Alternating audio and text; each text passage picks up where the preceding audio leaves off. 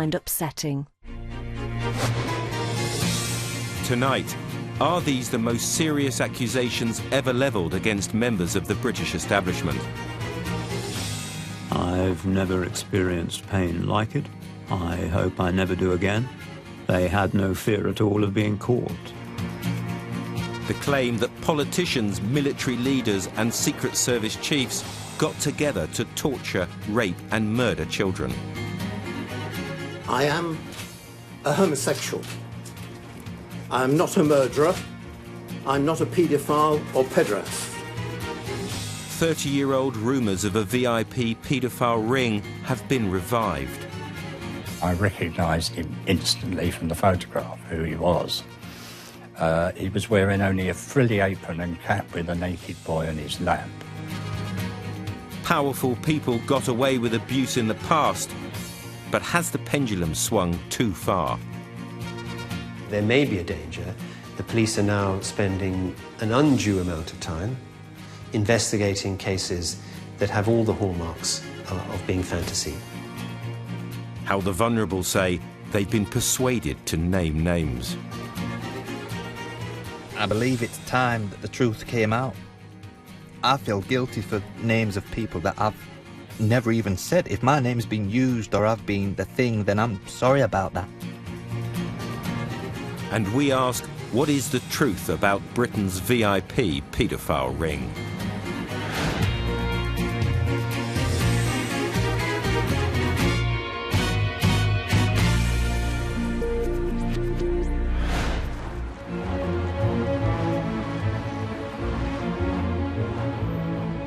For 30 years, the possibility of a paedophile ring within Britain's establishment remained the stuff of rumour.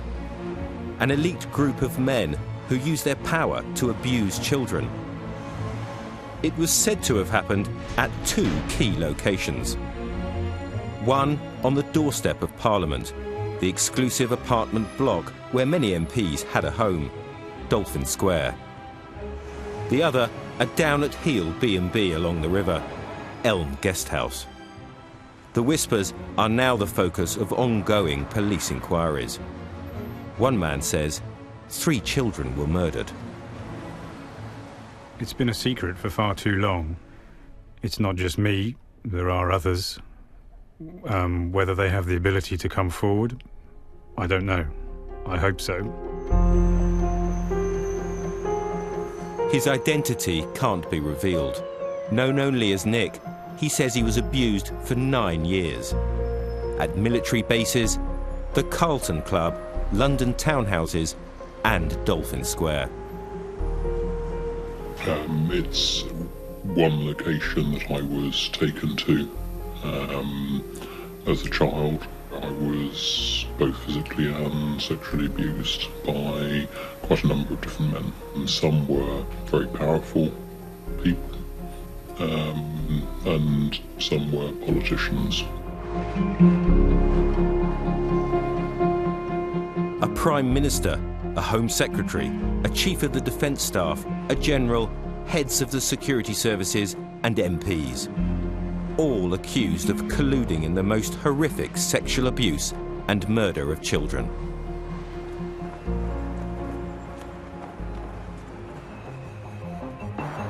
For almost a year, Panorama has been investigating what lies behind these allegations. What's emerged are politicians using their influence to reach right into the justice system. Some journalists treating unsubstantiated allegations as fact. A police service that some say is now too willing to believe anything. All of them trying to make amends for the terrible mistakes of the past.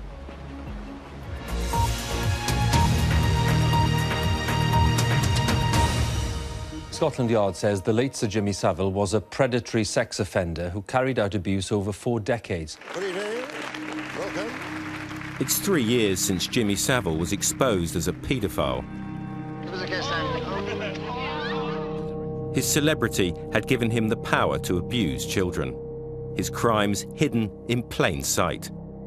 Some of our most trusted institutions, the police, the NHS and the BBC, had failed in their duty of care.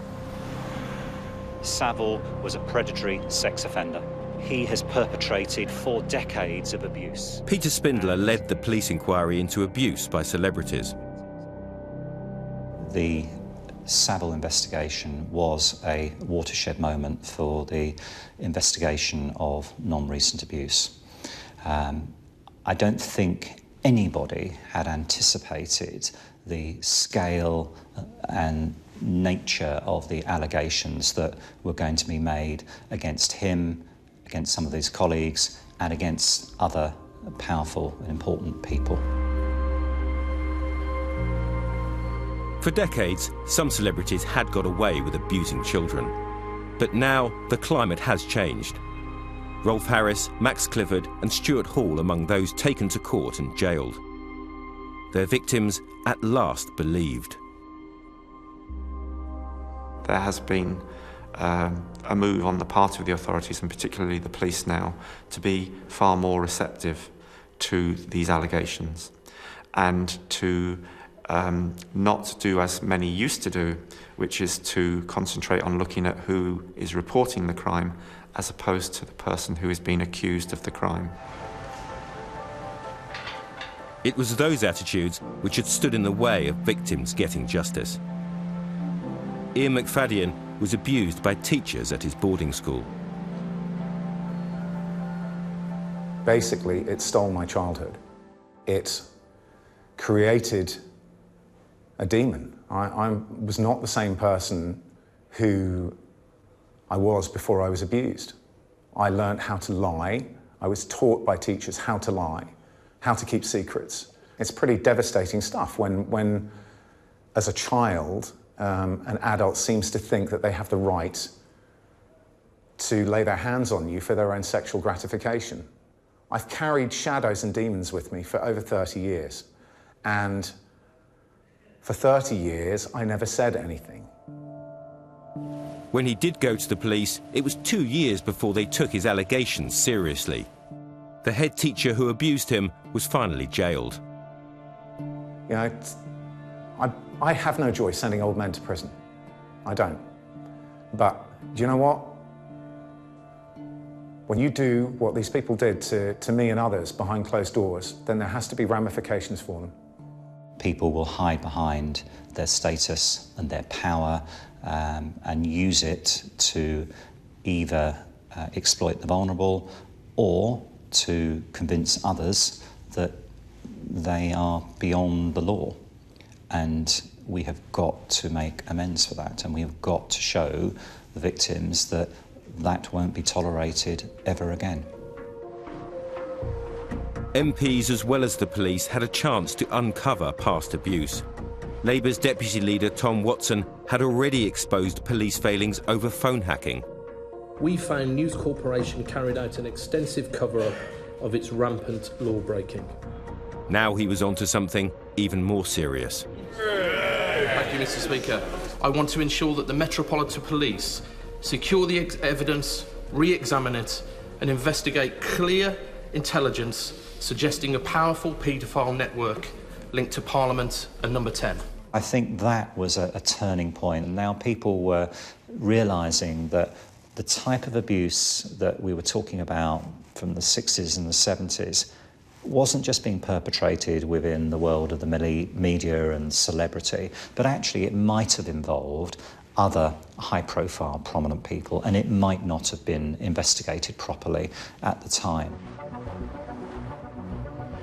Tom Watson's allegations of a cover-up were taken seriously. Cyril Smith had escaped prosecution during his lifetime, protected by his status as a well-known politician. Another paedophile, a well-connected prep school teacher, was jailed for 13 years after Tom Watson's call for action. It was only when Tom Watson started making a noise about it and putting pressure on the police, they then opened an inquiry and they tracked down everyone who had been at school with me and found that about a third of them had been sexually abused by this master. And so with dozens of witnesses, they finally prosecuted him. In the wake of his claims of a paedophile ring linked to Downing Street, Tom Watson received dozens of tip-offs about where the police should look. He passed them on to the Met. something like 220 lines of inquiry, and they were particularly focused in southwest London. There was one name that kept coming up, a place long rumoured to have been at the heart of the VIP Paedophile Ring, Elm Guesthouse. Well, this is it. It's just a normal house in a respectable area of southwest London. But when it was Elm Guesthouse, this was supposed to be one of the key locations in the VIP Paedophile Ring. There were two main allegations: that boys had been trafficked to the guest house for sex, and that the clients had included politicians and other VIPs. Our investigations into Elm Guesthouse started here, a local archive. Newspapers reported that Elm Guesthouse had been run as a gay brothel. We spoke to a man who worked there briefly in the 80s. It's the first time he's spoken about it. You worked initially there doing cleaning? Just cleaning, yeah. Just cleaning around bathrooms, bedrooms. And after that, it just turned into something else? To a brothel. And I just needed the money to survive. He was put to work in a sauna room on the top floor of the house. What kind of sexual services were involved? It was oral and hand relief. The guest house was raided by the police and shut down in June 1982. The owners, Carol Kazir and her husband Harry, were given suspended sentences for running a disorderly house and having obscene videos. Elm Guesthouse had been advertised in a newsletter for the Conservative Group for Homosexual Equality. There were a few reports at the time that MPs had been there, but nothing came of them. Until a former social worker entered the story. Hello, Chris. Hello. How are you? Yeah, not so bad, thanks. Yourself? His name is Chris Fay. For years, he's been trying to get the rumours about Elm Guesthouse taken seriously. That's very kind of you. Yeah, I'll say yes, sir. I've got tea. He says he met the owner, Carol Kazir, in 1989. She was claiming that she'd been stitched up by the police. She told us that the whole thing had been organised by MI5 and Special Branch. It was to protect what she called people in high places who visited her guest house. He says Carol Kazir showed him a guest book and he copied down the names. They were nicknames. These are the names the VIPs used when they registering to stay at the Elm Guest House, and together with the nicknames that the victims had given them. And you've got Leon Britton there. Yeah, his nickname was Roger. With Carol Kazir's help, Chris Fay turned those nicknames into a list of well-known people. That list, the Elm Guesthouse list, has become significant in the story of VIP abuse. Leon Britton is on it. So too are former MPs Cyril Smith and Harvey Proctor. So Proctor booked in as Jensen, but he was known by the kids as Nutter. And Chris Fay says Carol Kazir showed him photographs. What did you see? Well, she had a big cardboard box in there, and in that cardboard box were lots of files, papers, VHS cassettes, all sorts of stuff, including about 200 pictures, 200 photographs rather. He says 2 of the photographs were of Leon Britton, who went on to become Home Secretary. I recognised him instantly from the photograph, who he was. He was wearing only a frilly apron and cap with a naked boy on his lap. The second photo of Leon Britton, he was semi-naked with a very young boy on his lap who looked to me to be about 8 years old. And the boy was naked. When you saw stuff like that, it just made you angry because you understood why they wanted to cover this up and why they didn't want it coming out. Chris Fay set about persuading people to believe his story, including the journalist John Oakes. Well, obviously, as you would, I was very hopeful. I mean, it's like being told about the promised land. You know, you want to get there as soon as possible. You know, let's see the photographs, Chris. You know, where are they? Who has them? But he said that they'd been in Carol's possession and that following her demise, they couldn't be traced. In 1990, Carol Kazir took her own life. At her inquest, Chris Fay named the VIPs he said had abused boys at Elm Guesthouse. It made the papers, although no names were published. John Oakes kept pursuing the story but drew a blank. I spent a lot of shoe leather. I mean, I rated myself as a reliable journalist. I think if there'd been anything solid there, that I would certainly have found it. I certainly tried hard enough. But there was no gold in the pan. For decades, the allegations about Elm Guesthouse had died down. Then 3 years ago, Tom Watson, who'd reignited suggestions of a VIP paedophile ring, was put in touch with Chris Fay. I got a phone call, so I went to see Tom Watson and told him basically what I've told you, what I know. And what was his reaction? He was appalled by it. Soon after, the police turned up to talk to Chris Fay. He told them that boys had been trafficked to Elm Guesthouse for abuse from a nearby children's home. How many children or former children who'd been taken to Elm Guesthouse and abused did you speak to? 22. 22? Yeah. How many of them implicated VIPs? I would think most of them, probably 17, 18 of them, VIPs, yeah. 32 years ago, Mark was in care at the children's home. Chris Fay told us he was one of the boys that had been trafficked to Elm Guesthouse.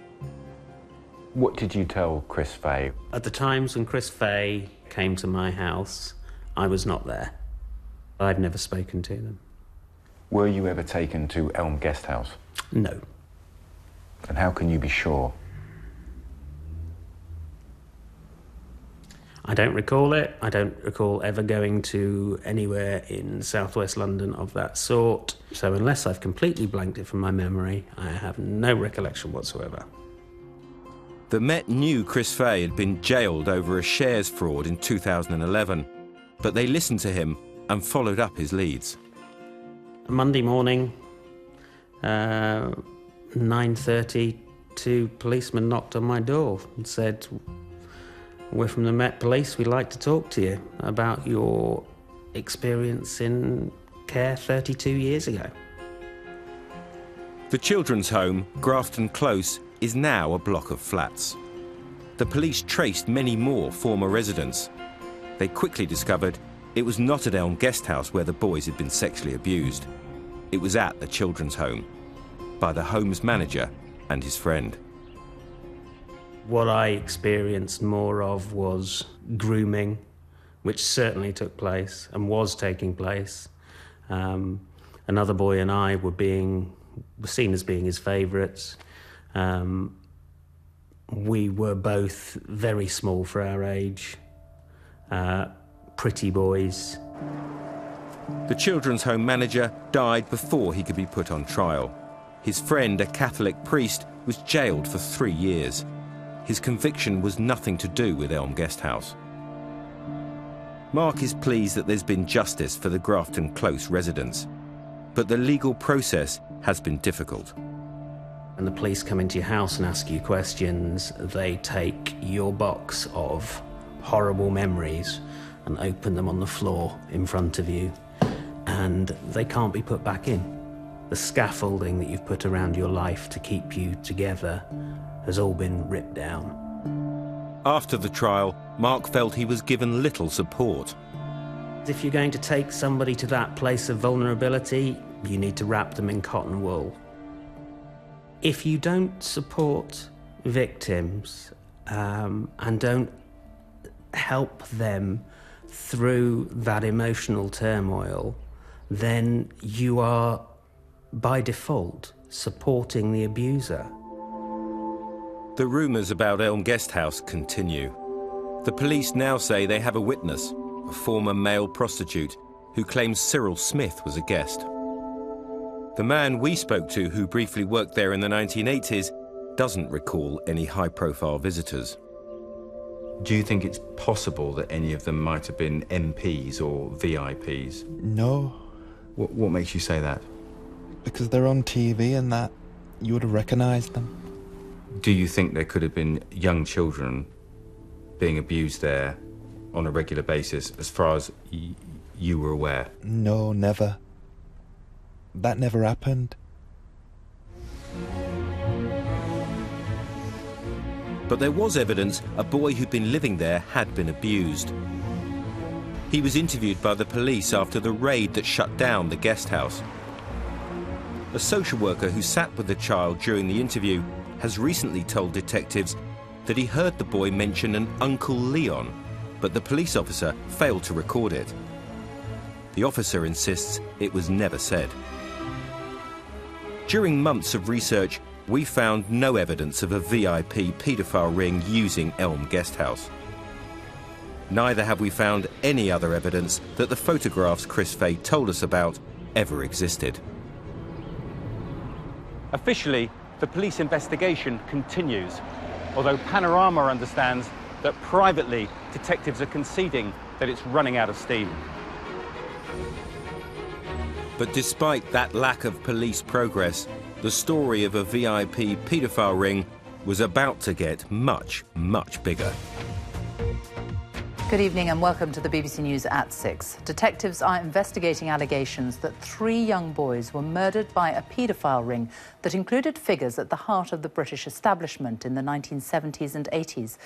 The claims have been made by an alleged victim known only as Nick. Nick described a childhood stolen by a group of men who raped and tortured him at smart London venues, including Dolphin Square. He said he watched them murder 3 boys. The story was broken by an investigative website called Exero. They'd been speaking to Nick for 5 months. So Nick, just tell me a bit more about the nature of the politicians who sexually abused you and other boys at Dolphin Square. Particularly nasty individuals. One was probably a lot worse than the other. One was a former cabinet minister, and the other was just MP, but nasty, like to inflict pain, like to see us in pain. Exero was launched 4 years ago. Its mission to investigate issues that are ignored by the mainstream media. It says it does reliable journalism, which holds power to account. Exero's editor-in-chief is Mark Watts. While we don't have the powers that the police have, we're trusted. Exaro News website was supposedly going to break lots of stories about political corruption and all sorts of things. And actually now it is entirely about VIP paedophiles and nothing else. In the months ahead, there's going to be a lot more, even more shocking than we have exposed already. Exero published its first story based on Nick in July last year. In it, he said he'd been abused at sex parties by powerful men who raped and beat him. Nick's allegations of murder hadn't yet been published, but the article caught the attention of the police.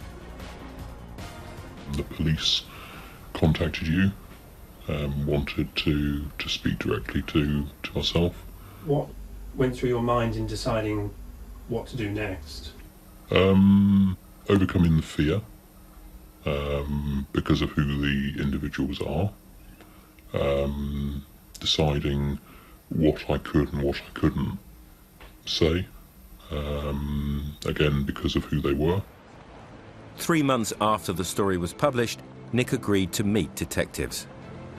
He'd spoken to police before. His story would evolve over time, which is not unusual in abuse cases. In 2012, he told Wiltshire police he'd been abused as a boy by his stepfather.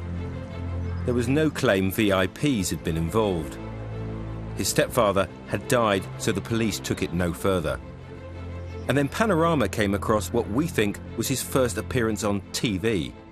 This time he'd been called Stephen. My father started it, started being very violent. I don't know how many months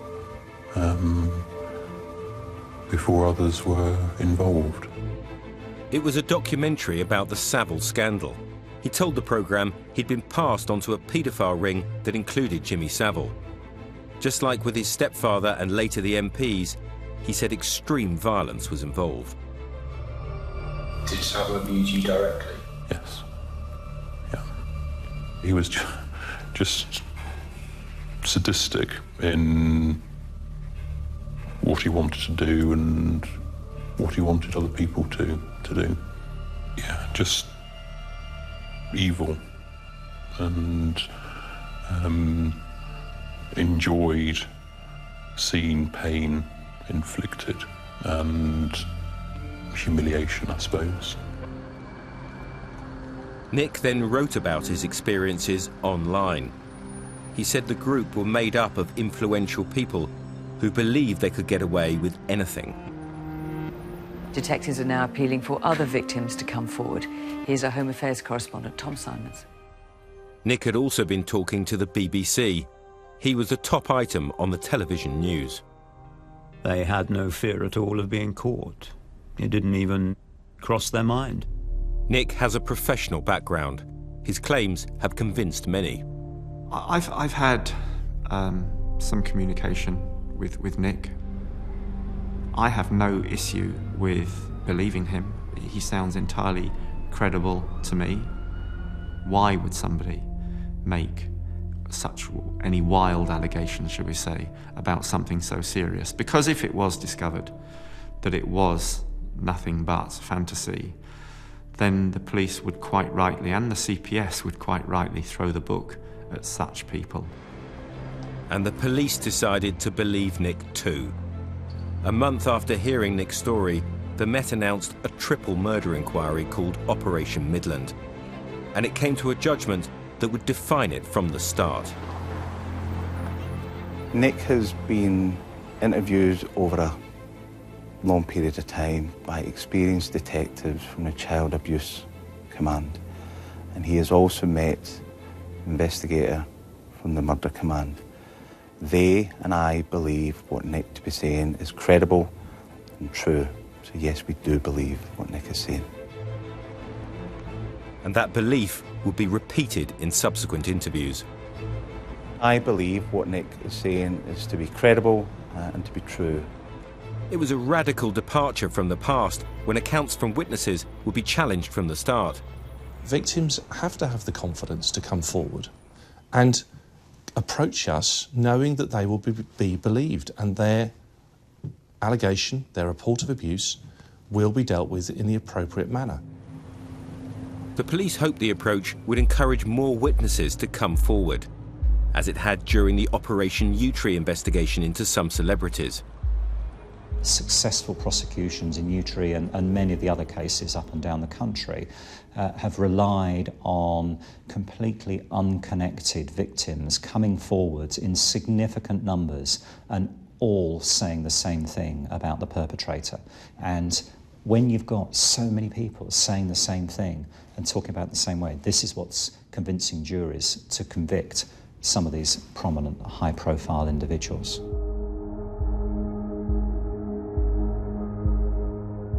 In the Jimmy Savile investigation, hundreds of witnesses came forward very quickly.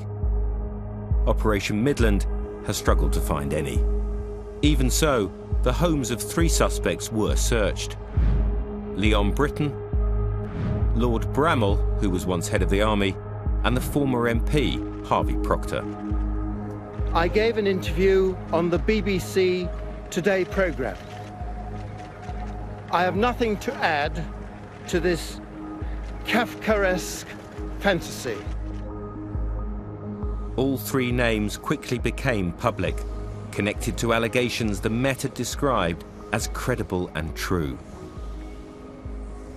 This was a completely inappropriate statement for a police officer to make at a press conference to the nation at large. Well, it's absolutely critical when they're investigating cases of this sort that the police are completely fair and rigorously fair. While, of course, we all understand the difficulties for people who genuinely are victims of this sort of crime, the difficulties for people accused of this sort of crime are also stark.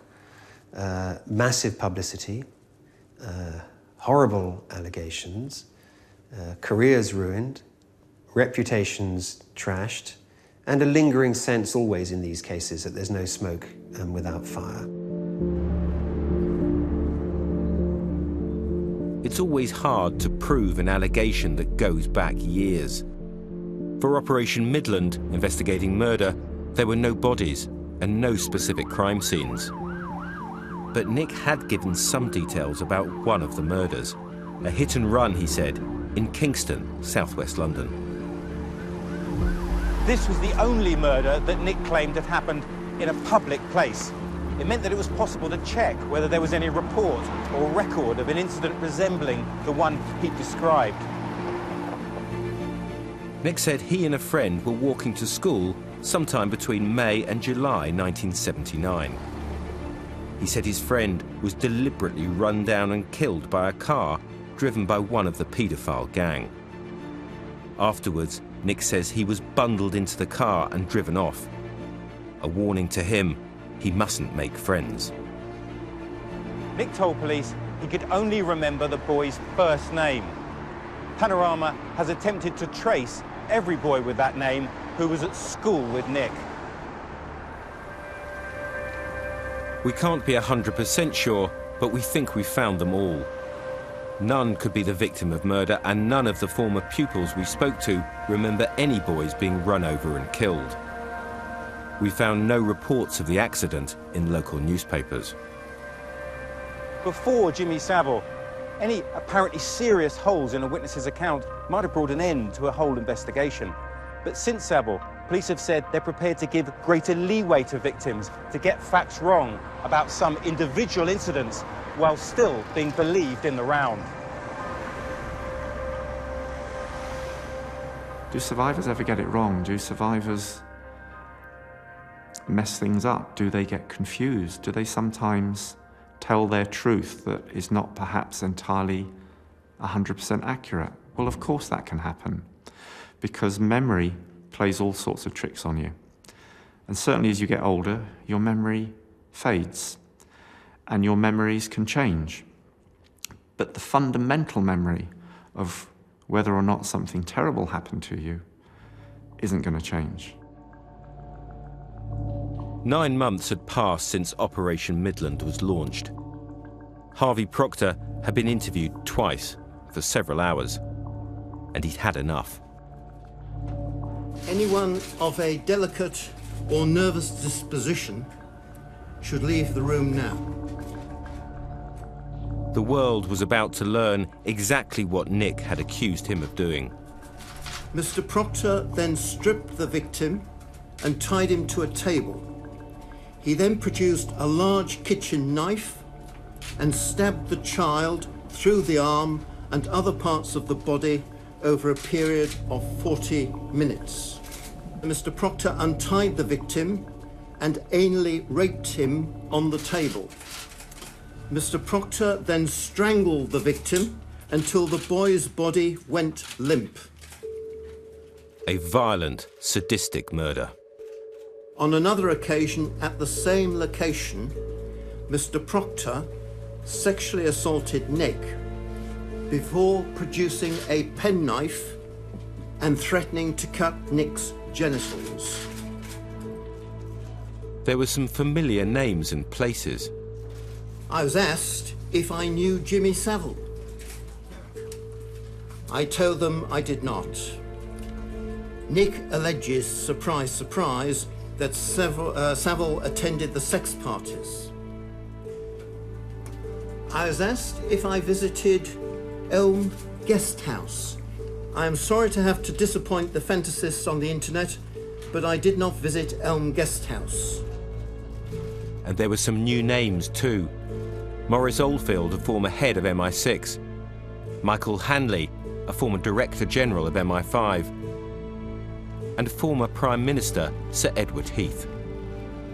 I was asked if I could recognise images of the penknife mentioned earlier. It was suggested it was Edward Heath who persuaded me not to castrate Nick with it.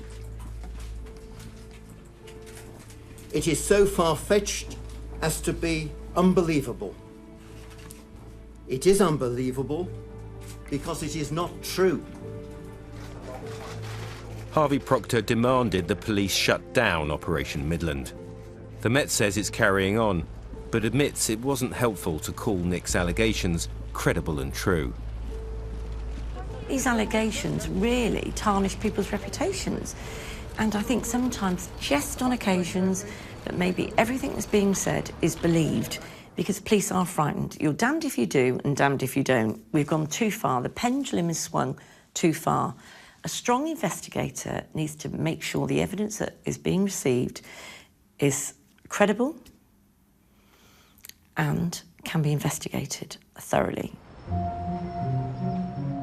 Pressure on the police was building, and Exaro was claiming to have another victim of abuse at Dolphin Square.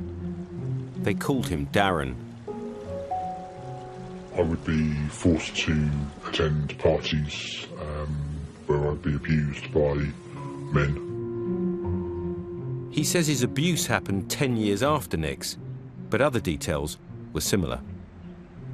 Without going into names, tell me a bit about who sexually abused you at Dolphin Square. There was a cabinet minister specifically who abused me at Dolphin Square.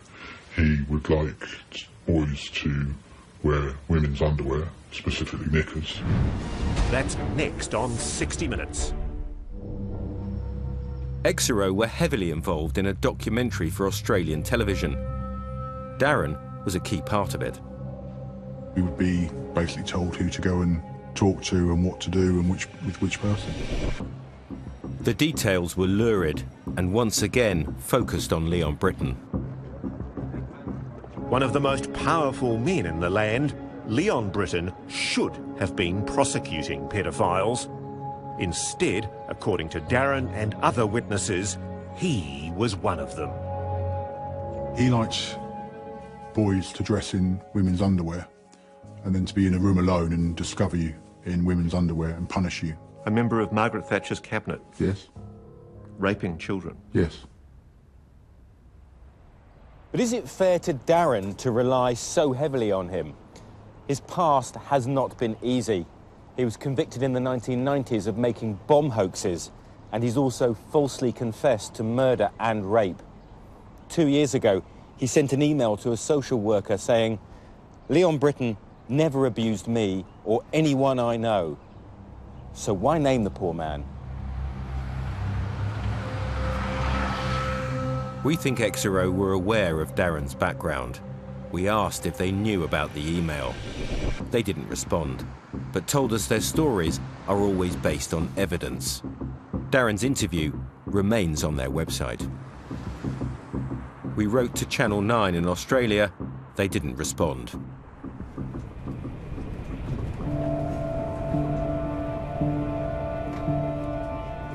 I didn't meet Darren, but I'm on my way to see another man who's been talking to Exaro and says he suffered abuse over many years. We're calling him David. I became just nothing.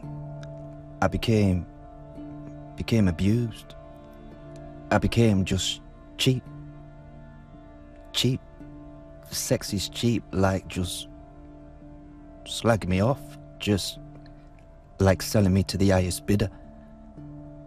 I was more vulnerable then than I was today because I couldn't read properly or write.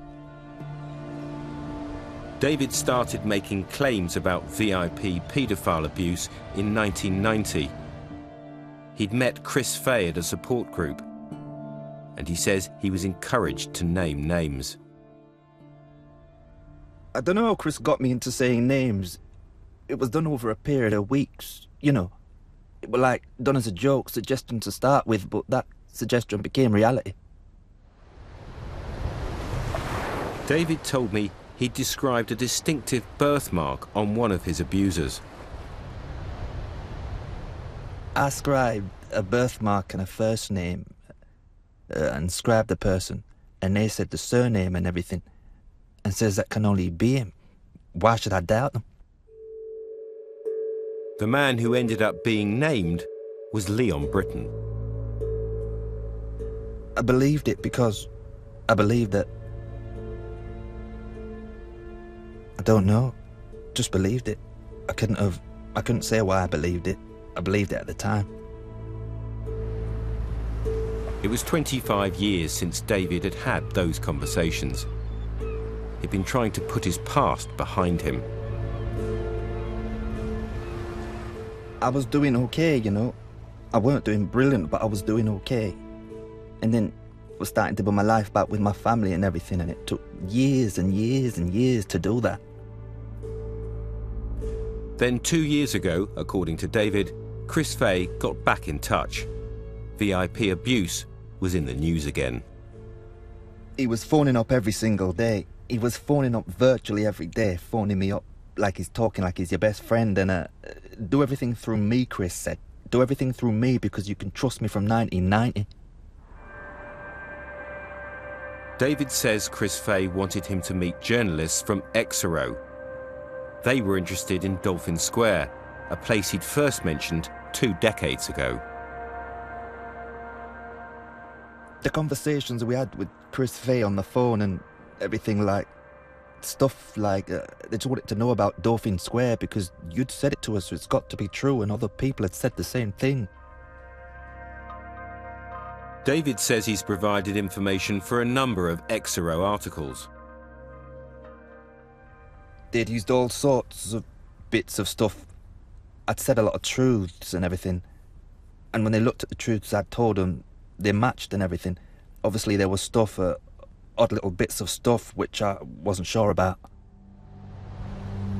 And then David said something extraordinary. He told me he'd called the police, saying he was worried about Chris Fay putting words in his mouth. The police bugged David's home. It weren't just a bug, it were a camera, it were proper recording surveillance and everything, and they'd brought a team down from London, and they filmed my house for about 2 months, a long time. Panorama understands the police did investigate Chris Fay for a possible attempt to pervert the course of justice over David's claims.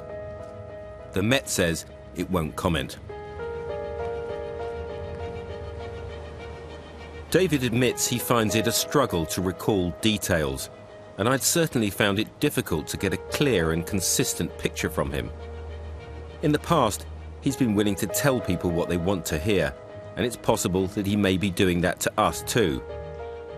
Thanks, Nick, for joining us here at Exero today. Now, of course, Yet we believe it's David who Exero used to corroborate their first report of abuse at Dolphin Square, the one based on Nick's story, and which propelled the VIP Paedophile Ring into the headlines.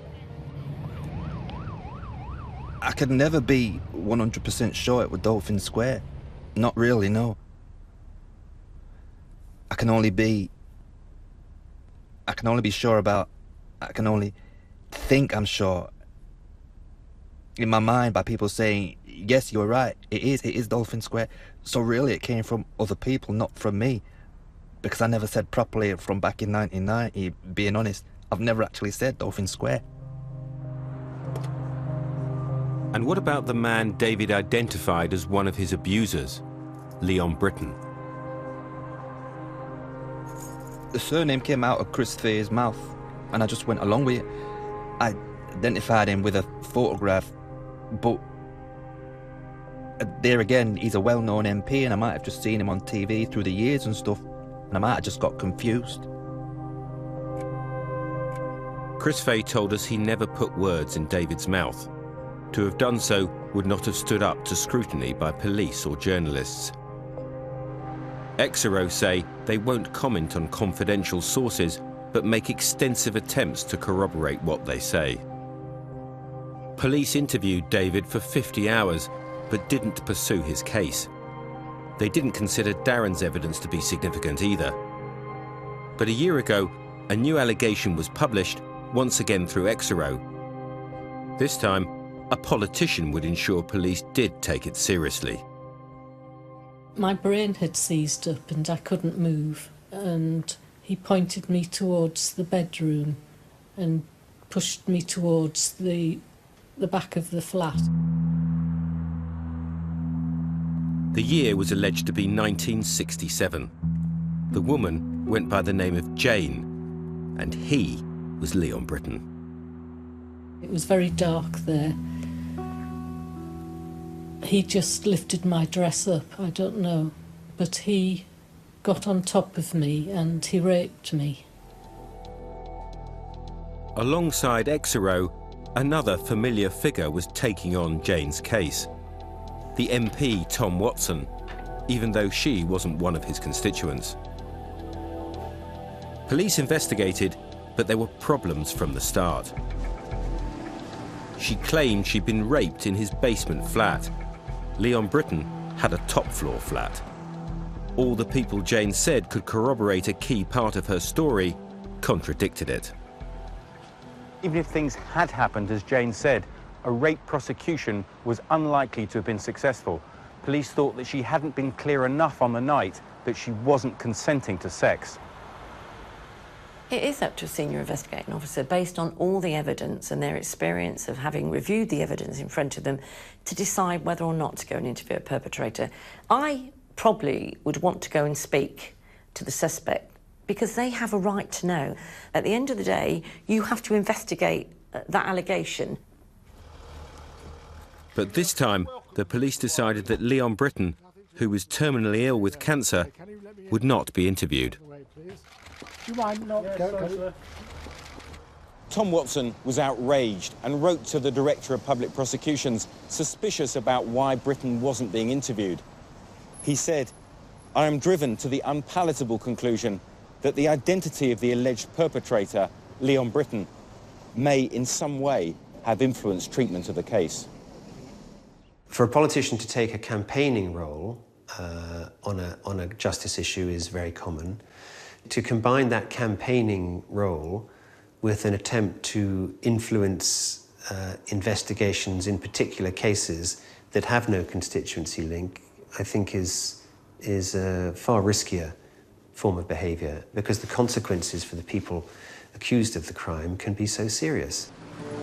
The consequences can be serious for police too. Whatever they do, it will be wrong, because politicians will then be giving the police more pressure. And it needs someone at the top to say, stop, enough is enough. Stay out of policing, let them get on with their job, and stop putting pressure on cops. After seeing Tom Watson's letter, Scotland Yard changed their mind and Leon Britton was interviewed. Norman Lamont is one of his oldest friends. These matters, I do profoundly believe, must be investigated, but I don't think they should be reported or be assumed to be true until an irrefutable case has been made. The Met says it is not unusual to review cases like this. But the very fact of his questioning by police finally enabled the mainstream media to name Leon Britton as a suspect in a sex abuse case. His family, of course, saw him suffer, saw him being accused all the way right up to his death. There were press all the time outside his house while he was literally dying. I think he put all his effort in trying to get better, but alas, he didn't get better. But I'm sure it affected him. And of course, it profoundly affected his family. They were very hurt and very angry about this.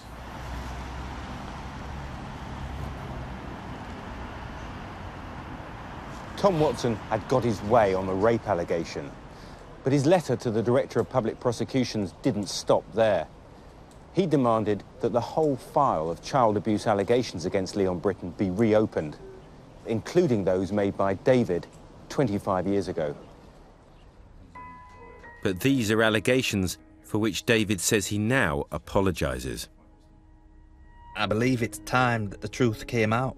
I believe that it's time that maybe the police could stop putting their efforts into just things that probably aren't even true, you know, in some things because it's made up just by a few people, you know, for whatever motives or whatever games they've got out of it.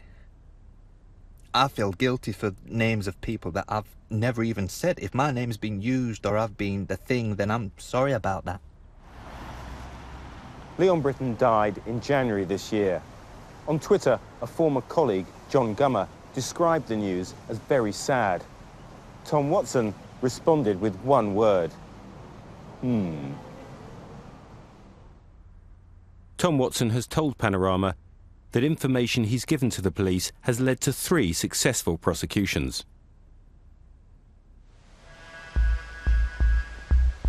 Some victims of child abuse acknowledge MP's good intentions, but also wonder if there's more to it.